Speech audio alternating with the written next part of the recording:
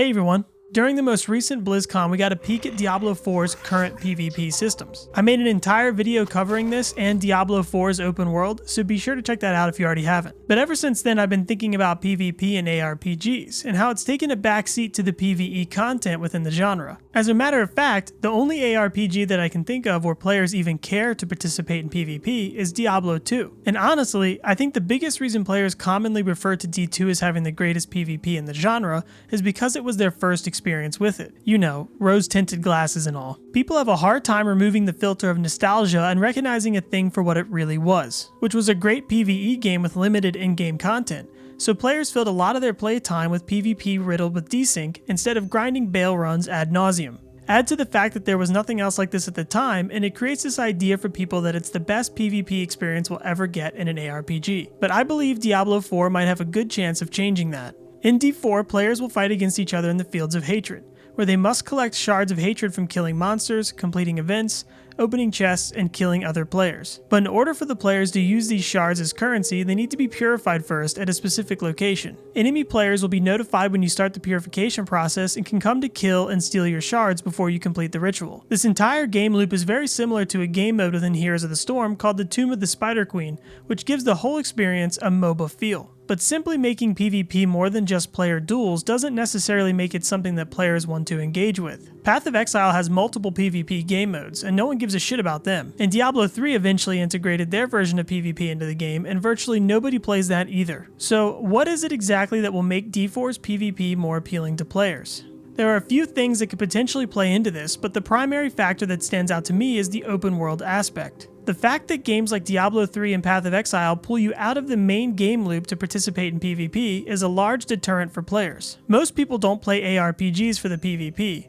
and being forced to put their progression on hold to jump into an arena just doesn't fit well within the genre. I think part of the reason why it worked in Diablo 2 is because there really wasn't much to do in terms of PvE content, and it was just a different time in the gaming world. We have come a very long way between now and then, and players require a much more fulfilling experience in order to stay interested in PvP and PvE gameplay. And I believe that the open world in D4 will strike a perfect balance between the two. Just look at World of Warcraft as an example. A lot of players have very fond memories of engaging in world PvP. And while sometimes it can slightly hinder your progression, in most cases you'll get along just fine. Not to mention that for every bad experience you encounter with PvP, you will most likely have more good experiences that outweigh them. But in D4, this will be more controlled because you must be in the Fields of Hatred to engage in PvP, so players that don't want to participate in that type of content at all can choose to avoid it entirely. The idea of being able to seamlessly go from PvE to PvP gameplay makes the entire experience more appealing. Throw some rewards into the mix and we're really starting to cook with gas.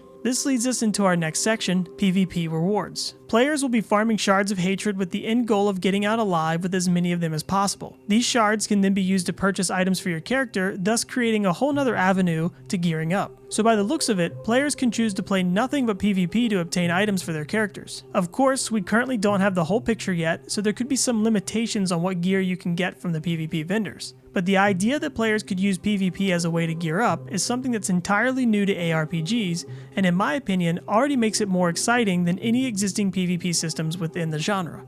And lastly, I want to touch on game mechanics and polish. When Diablo 4 was announced in 2019, we got to see some popular streamers at BlizzCon play a pre-alpha version of the game, and in these playthroughs we saw them utilizing a dash ability. Every class had access to this dash, and there was no cooldown associated with it, so they could essentially spam it. In recent gameplay reveals though, I haven't seen any characters spamming it, so it's quite possible that they have already implemented a cooldown for it. But the point I'm trying to make here is that there will be some mobility that every class has access to. And even if the dash mechanic was removed entirely, each class will still have access to a unique movement ability, like the Sorcerer's Teleport or Barbarian Leap. And what's really interesting about the Barbarian's Leap is that it grants the Barb the unstoppable status, which if any of you ever played Heroes of the Storm, then you already know what this is. But for those of you who don't, it can be used to break out of and avoid crowd control effects. And it's mechanics like these that make the player think, should I use my leap now to break out of this CC, or save it for a time where I might need it more? And assuming that these abilities will have cooldowns in most situations,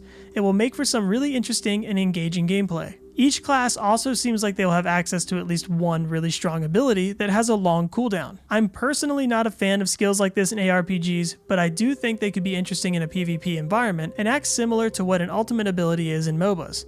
making the player think about when and how they should be using these skills. And for the icing on the cake, the game is being made by some of the best developers in the industry. Obviously, Activision Blizzard as a company doesn't really make the best decisions, but the people working on the games, like the artists, programmers, and animators, are some of the best in the field. So we can expect a smooth and satisfying gameplay experience unlike its indie-developed counterparts. I could go on about the other components that will play a role in the success of D4's PvP systems, such as class balance, skill balance, item balance, and build balance, but they could fill up an entire video on their own. And I believe that no matter what, there will always be imbalances, which isn't really a bad thing because it will keep the experience fresh with each new season as long as they are regularly balancing the game. And honestly, if you're looking for a balanced PvP experience, I wouldn't recommend looking for it in ARPGs. You're better off playing another isometric game like League of Legends if balance is what you're after. Unless there's a new champion, of course, then they are made purposely overpowered to encourage people into spending money and then nerfed into oblivion a couple months later.